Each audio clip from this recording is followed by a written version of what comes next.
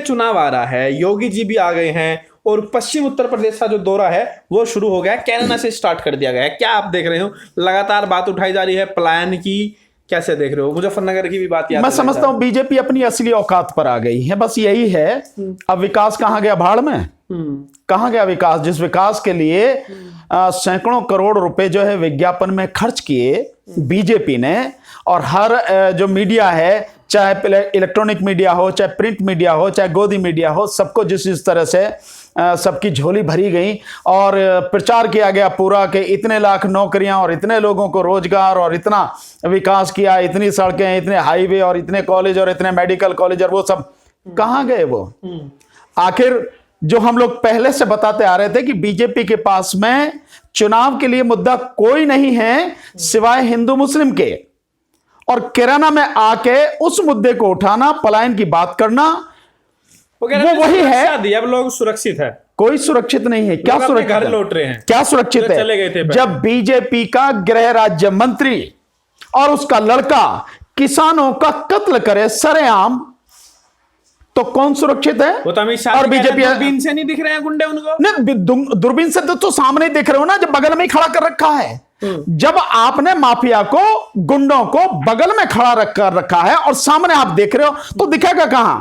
और देख कौन रहा है? जो खुद तड़ीपार है, जो खुद गृह मंत्री जो तड़ीपार है, वो ये देख रहा है, और गृह राज्य मंत्री बगल में है, जिस पर किसानों के कत्ल का आरोप है, जो मेन षड्यंत्रकारी है, जिसके बेटे ने गाड़ी चढ़ाई है, जिसके गुंडे जो हैं उन्होंने किसानों को मारा है। ठीक है, ऐसा नरसंहार किया। बताया कि बीजेपी जो है उसी राजनीति पर आगे जहां से शुरुआत की थी, लेकिन जो मुद्दा है लगातार, ये तो चीज है ही, कैराना का मुद्दा उठ रहा है, लेकिन जो गुरुग्राम का भी मुद्दा उठा कि भाई नमाज को लेकर वहां पर जो है लोगों को रोका गया, तो कैसे आप देख रहे हैं? नहीं अरुण जी, आप देखिए, केवल वही नहीं है, कैराना में आगे दूसरा गुरुग्राम की आप बात कर रहे हैं, त्रिपुरा का मामला चल रहा है, मतलब जगह जगह जो भी बातें हो रही हैं, जो भी भाषा का इस्तेमाल हो रहा है, सिर्फ वही हो रहा है कि ये इलेक्शन जो है, जो आने वाला चुनाव है, ये किसी तरह से हिंदू मुस्लिम हो जाए, क्योंकि विकास की जो बात कर रहे हैं, विकास शून्य है, कुछ नहीं है, और पब्लिक पूरी तरह से इस बात को समझ चुकी है, और पब्लिक ने मन बना लिया है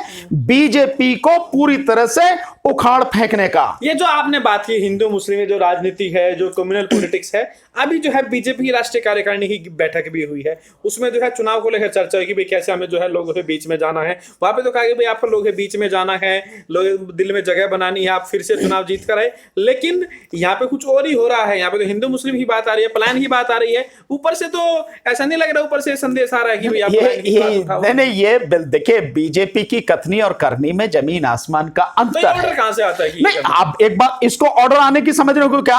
भाई आप देखिए, एक व्यक्ति जब आपके सामने ये बात आ रही है, इधर राष्ट्रीय कार्यकारिणी की बैठक जो खत्म हुई है, उसके अगले दिन ही कैराना में पहुंच के आप मीटिंग कर रहे हैं, और कैराना में पलायन की बात कर रहे हैं, हिंदू मुस्लिम की बात कर रहे हैं, तो साफ जाहिर है ना कि दिखाने को चाहे जो भी हो, ये आप पब्लिक में जाओ, ये कहो विकास की बात करो, हकीकत यही है। नेता है, बिल्कुल उन्होंने सबने कह दिया है, बाकी उनकी सहमति है। भाई इस बात से तो साफ समझ में आता है कि जब योगी को इतना महत्व दिया गया राष्ट्रीय कार्यकारिणी में, वहां का राजनीतिक प्रस्ताव पढ़ा भी योगी के द्वारा गया, और उसके बाद में चेहरा भी वही उत्तर प्रदेश में चुनाव का है, और उसके अगले दिन आके जब मीटिंग हो रही है कैराना में, तो वहां वो कैराना का मुद्दा उठाया जा रहा है। तो साफ है कि भैया बीजेपी को पता लग चुका है। वैसे भी मैं बार बार इसको बता रहा हूं कि बीजेपी का आरएसएस का इंटरनल सर्वे जो है, आंतरिक सर्वे जो उन्होंने कराया, उन्होंने पता लगा लिया है कि उनकी हालत बहुत खस्ता, 50 से 55 सीटें उनके अपने सर्वे में है। अब कैसे करा जाए? तो उनके पास केवल एक ही है कि जाति की राजनीति अब वो नहीं कर पाएंगे, अगले पिछड़ों की राजनीति अब वो नहीं कर पाएंगे, विकास उनका पूरी तरह से शून्य हो चुका है, कोई विकास नहीं है। और जो ढकोसला उन्होंने ओढ़ा और जिस तरह से विज्ञापन उन्होंने दिए, सब लोगों की समझ में आ गए, नौटंकी पूरी समझ में आ गए। तो अब उनके पास एक ही है कि किसी भी तरह से ये धर्म की राजनीति करो, और धर्म की राजनीति में हिंदू मुस्लिम बांटने की कोशिश करो। सारी चीजें उसके कैराना की जो रिपोर्ट है, अगर उस समय की रिपोर्ट देखें जो लोगों के द्वारा आई है, हकीकत यह है कि वहां किसी तरह का कोई प्लान नहीं है, ये केवल नौटंकी है और झूठ है, जिस तरह से झूठ फैलाया जाता है। बिकाऊ है, ये किसने लिखा? कौन सा? वहां जो जिन लोगों ने पलायन किया वहां पे घर के बाहर लिखा हुआ है घर बिका हुआ है। मैं समझता जो हूं मीडिया में इससे बड़ा नाटक, इससे बड़ी मतलब ढोंग और इससे बड़ा जो फर्जी रिपोर्ट बनाने का बीजेपी के अलावा कौन कर सकता है? बीजेपी और आरएसएस तो इस मामले में माहिर हैं कि कुछ भी कर दें, कहें कुछ और कर कुछ दें। तो वो तो जो कुछ भी किया है, जो कुछ भी षड्यंत्र है, जो कुछ भी ये सारी फर्जी चीजें की गई हैं, ये बीजेपी के माध्यम से ही किया जाता पूरी है। पॉलिटिक्स में जो वर्तमान राजनीति उत्तर प्रदेश के अंदर हो रही है, इसमें किसान काफी फिट बैठ रहा है, क्योंकि 1 साल होने जा रहा है किसान आंदोलन 26 नवंबर को। तो आपको क्या लग रहा है, 1 साल बाद भी बात वहीं की वहीं फंसी हुई है, कुछ आगे नहीं बढ़ रही है, कोई समाधान का रास्ता नहीं निकला है? क्या बीजेपी ने किसानों को सिरे से नकार दिया, इस आंदोलन को नकार दिया है? देखिए, जिस समय तक देश का प्रधानमंत्री पूंजीपतियों की चौखट को चूमता रहेगा, उनकी गुलामी करता रहेगा, तब तक वो किसानों की बात नहीं सुनेगा। और प्रधानमंत्री नरेंद्र मोदी जिस तरह से पूंजीपतियों की गुलामी कर रहे हैं, किसानों को पक्का विश्वास हो चुका है कि वो किसी भी हालत में इन कानूनों को वापस नहीं लेंगे।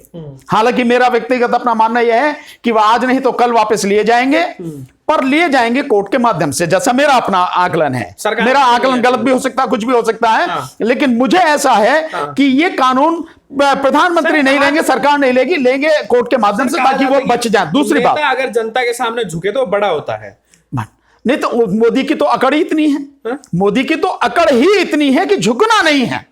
और भाई झुकेगा नहीं तो कोई टूट जाएगा, बहुत सीधी सी बात है। आप अगर उस जनता के सामने, जिस जनता ने आपको बनाया पूरे विश्वास के साथ में, अगर उसी के सामने अपनी गलती मानने को तैयार नहीं है और उसके दुखों को कम करने की बजाय बढ़ा रहे हैं लगातार, एक तो उसके लिए फिर क्या पब्लिक क्या नहीं, कोई ये मजबूती नहीं है। ये मैं समझता हूं इससे बड़ी नासमझी कोई नहीं होगी। ये अहंकार है, और अहंकार हमेशा व्यक्ति को डुबोता है, उसका खात्मा कर देता आप है। लगातार किसान आंदोलन से जुड़े रहे, तमाम रैलियों में आपको देखा गया किसानों से जुड़ी जो रैली हुई किसान।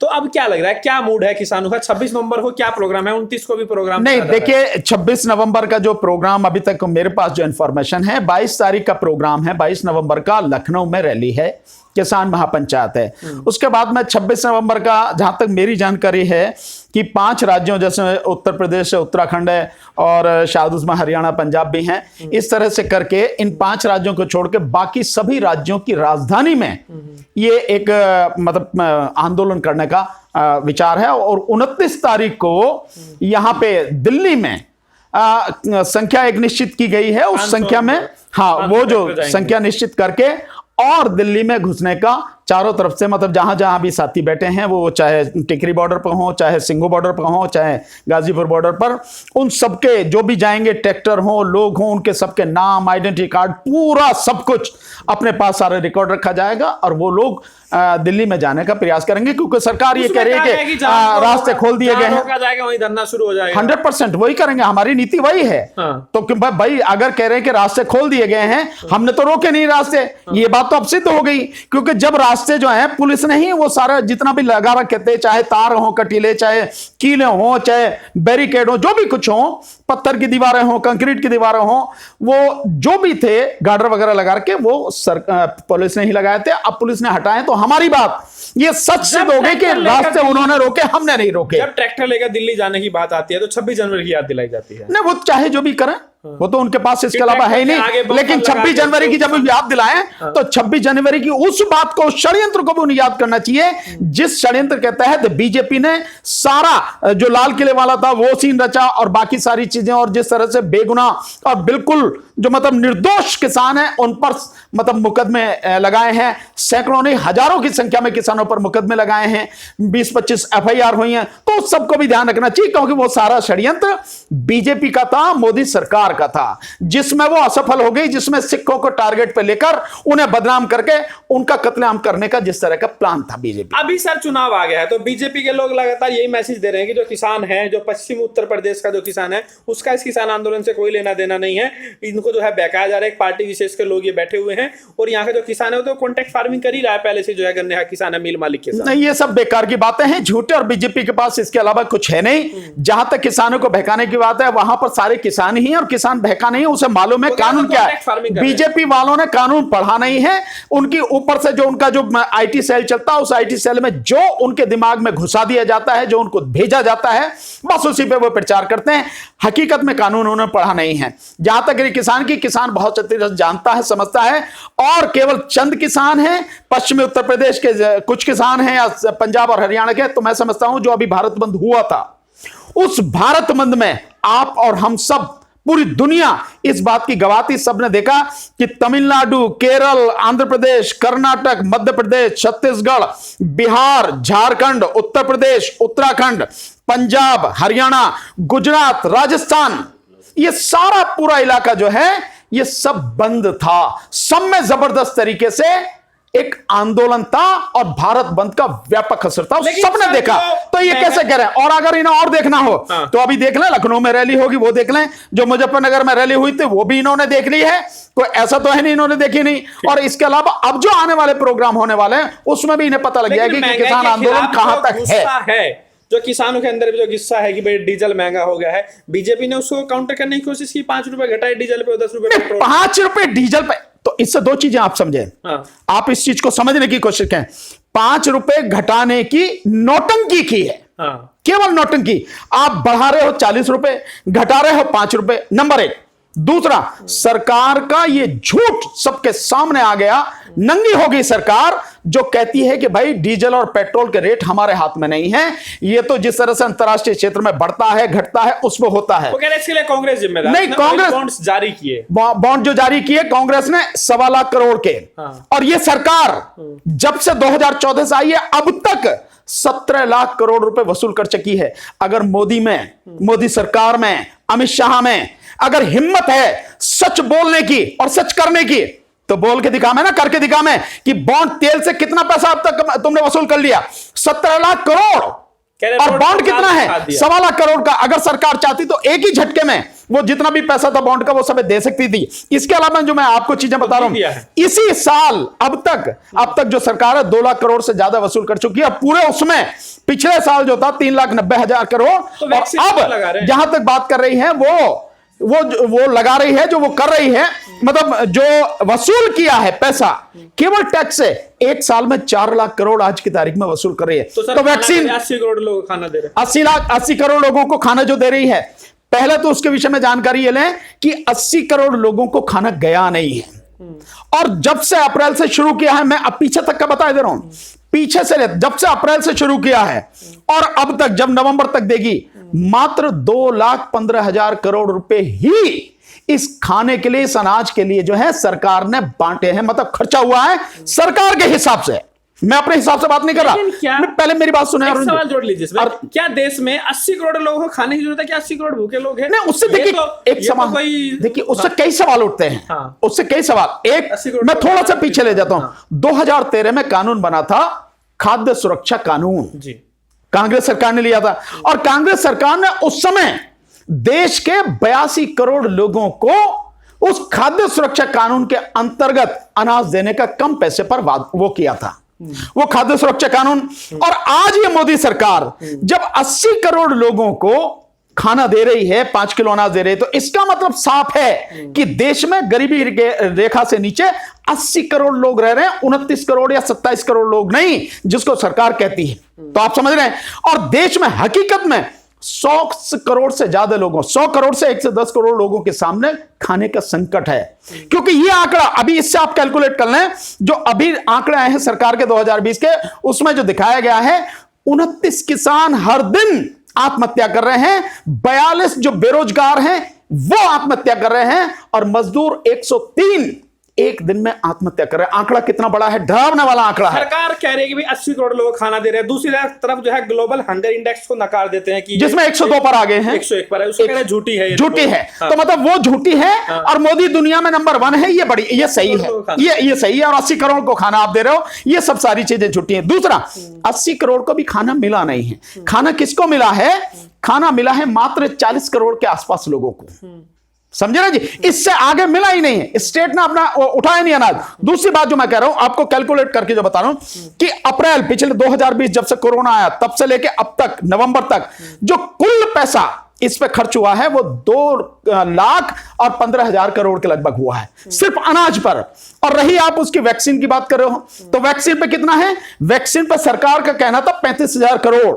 सरकार का कहना था जब बजट लेके आई थी कि वैक्सीन के लिए हम 35,000 करोड़ ले रहे हैं, उसको भी आप इसमें जोड़ लीजिए। और सरकार ने पिछले 1 साल में कितना वसूल कर लिया उससे, जो तेल से, डीजल और उससे कितना वसूल कर लिया? वसूल कर लिया 4 लाख करोड़। 1 साल के अंदर 4 लाख करोड़ जो सरकार ने वसूल कर लिया है। दूसरा, इसमें और चीज भी देखें, और भी जोड़ लो आप, मैं आपको बताता हूं कैसे। इसमें आप उसको भी जोड़ लो जो सरकार ने जब से शुरू की, जो किसानों को, इस देश के किसानों को जो 6,000 रुपए साल का देने का है, अब तक जितना पैसा दिया है वो लगभग ऐसा पड़ रहा है शायद 75 या 90 लाख करोड़ के, 90,000 करोड़, सिर्फ इतना है। आप उसको भी इसमें जोड़ लीजिए, यानी तेल से इन सबको भी जोड़ लें, उससे भी ज्यादा पैसा सरकार ने वसूल कर लिया। सरकार कह रही है कि दूसरा स्रोत नहीं है अब सरकार नहीं, मैं आपको देखिए, स्रोत होते हैं जो चाहे स्रोत निकालना, हाँ। जो रास्ते निकालना चाहे उसके निकले, लेकिन जो सरकार देश को तबाह करना चाहती है, जिसका एजेंडा है लोगों को भिखारी बना दो, लोगों को अशिक्षित रखो और अपने हिंदुत्व के एजेंडे पर काम करो, लोगों को गुलाम बनाओ, 120 करोड़ लोगों को गुलाम बनाने की प्रक्रिया। आपको लग रहा है सर लोगों की आर्थिक स्थिति आप कह रहे इतनी खराब हो रही है, इसीलिए पेट्रोल डीजल महंगाई इतनी भारी हो गई है, उसके बाद भी लोग नहीं बोल रहे, आंदोलन नहीं हो रहा है, ये बड़ी वजह आप मानते हैं? नहीं, देखिए, मैं ये मानता हूं कि डर है इसके विषय में, जो है 2 चीजें हैं। एक तो डर है कि भाई किसी के खिलाफ भी यूएपीए लगा दिया जाता है, एनएसए लगा दिया जाता है। आप जैसे देख रहे हैं त्रिपुरा में इवन पत्रकार और वकीलों के ऊपर भी 102 लोगों के ऊपर आप यूएपीए लगा रहे हैं, और उससे पहले दिल्ली दंगों में लगाया, तो व्यक्ति उससे डर रहा है। एक तो ये बात है। दूसरी बात यह है, आंदोलन करने के लिए आदमी को आना जाना पड़ेगा, चलना पड़ेगा। लोगों की आर्थिक रूप से कमर टूट चुकी है, बुरा हाल है, तो व्यक्ति रोटी नहीं खा पा रहा, आंदोलन क्या करेगा? लेकिन जिस समय वोट पड़ेगी, व्यक्तियों ने, सबने, लोगों ने सोच लिया है, मतदाताओं ने सोच लिया है कि जिस समय वोट पड़ेगी उस समय वो इसका प्रॉपर तरीके से जवाब देगा। और जब जवाब देगा तो बीजेपी को पता लग जाएगी। इसीलिए मैं बार बार कह रहा हूं कि बीजेपी को 50 से ज्यादा सीटें उत्तर प्रदेश में नहीं आएंगी। जो समर्थक है सुपड़ा साफ होगा। जो समर्थक है वो यही कह रहे हैं कि अगर जो है ये सारी चीजें हो रही है, महंगाई है, कोई बात नहीं, तालिबान से बचा लिया है। वही, यही है इनके पास। अबे तालिबान का यहाँ क्या लेना देना है? तालिबान अपने देश में है, वहां अपने देश में वो उनका अपना मसला है, यहां क्या लेना देना? मैंने वही बताना है। अगर मोदी जी बीजेपी तालिबान आ जाएगा, मोदी जी जाएंगे तो उससे, मोदी जी से ज्यादा काबिल इस धरती पर, इस देश में, हाँ। मैं सैकड़ों नहीं, हजारों, लाखों लोग कम से कम मोदी से तो काबिल ही हैं। मोदी तो उनके सामने ठहरता नहीं, मोदी की कुछ भी नहीं है। एक अनपढ़ आदमी, एक खून का प्यासा व्यक्ति, ऐसा व्यक्ति है जो मतलब लोगों की बर्बादी में जो मतलब जो खुश होता हो, अहंकार, जो जिसमें इतना अहंकार हो। मोदी के बाद योगी, मोदी के बाद पहले तो बीजेपी बची जाए, अभी पता लग जाएगी। बीजेपी की मतलब उल्टी गिनती शुरू हो चुकी है, और ये उत्तर प्रदेश से शुरू होगी चुनाव से।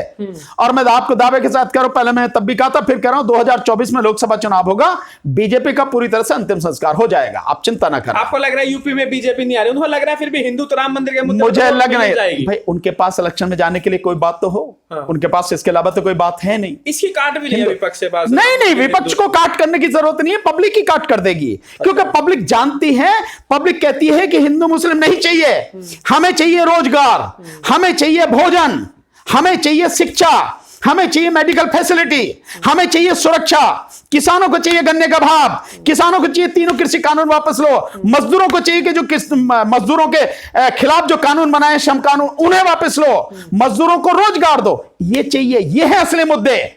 ये तो बीजेपी के पास, मैंने बताया ना कि हिंदू मुस्लिम और तो कुछ है नहीं, यही करने के नहीं आ रही है, किसी कीमत पर नहीं आएगी। 50 सीटें आ जाए बहुत बड़ी बात है, और कितनी लोगों की जमानत जब्त होगी इसका तो अंदाजा भी नहीं बीजेपी का। किसान आंदोलन का बहुत व्यापक और बड़ा गहरा असर है, और अब लोग समझने लगे हैं कि वाकई में किसान आंदोलन इस देश को बीजेपी के हाथों से बचा पाएगा, नहीं तो देश तबाह हो जाएगा। बिल्कुल। तो ऐसे मेरे साथ भानु प्रताप जी, राष्ट्रीय जनहित संघर्ष पार्टी के राष्ट्रीय अध्यक्ष हैं, साफ तौर से कहना है कि जिस तरीके के हालात देश और प्रदेश में खड़े हो गए हैं, भुखमरी का जो आलम है, बेरोजगारी से लोग जिस तरीके से त्रस्त है, आने वाले समय में बीजेपी को इसका भुगतान करना पड़ेगा, और बीजेपी के सामने एक बड़ा संकट खड़ा हो सकता है यूपी का विधानसभा चुनाव। आपकी क्या राय है जरूर बताइए। वीडियो को लाइक कीजिए, शेयर कीजिए।